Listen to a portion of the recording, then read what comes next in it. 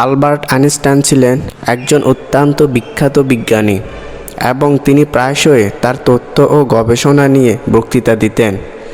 একদিন অনেকগুলো বক্তৃতা দেওয়ার পর তার ড্রাইভার তাকে বললেন, প্রফেসর, আমি আপনার প্রতিটি বক্তৃতা এতবার শুনেছি যে আমি মনে করি আমি নিজেও এটি দিতে পারবো। আইনস্টাইন মজা করে বললেন, আসলে তুমি হয়তো ঠিকই বলেছ। চলো আমরা আজকে বক্তৃতায় একটু মজা করি। আজকের শ্রোতারা আমাকে চেনেন না, তুমি আমার স্থানে বক্তৃতা দাও আর আমি ড্রাইভার হিসেবে বসে থাকি। ড্রাইভার রাজি হয়ে গেল এবং তারা ভূমিকা পরিবর্তন করলেন। ড্রাইভার বক্তৃতা দিলেন এবং সবাইকে মুগ্ধ করলেন, কারণ তিনি আইনস্টাইনের কথাগুলো প্রায় হুবহু বলে দিতে পেরেছেন। কিন্তু বক্তৃতার শেষে একজন শ্রোতা একটি জটিল প্রশ্ন করে বসলেন।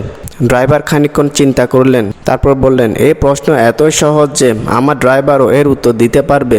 আমি তাকে বলেছি সেই জন্য এসে উত্তর দেয়। আইনস্টাইন তখন উঠে দাঁড়িয়ে উত্তরটি দিলেন এবং সবাই অবাক হলেন।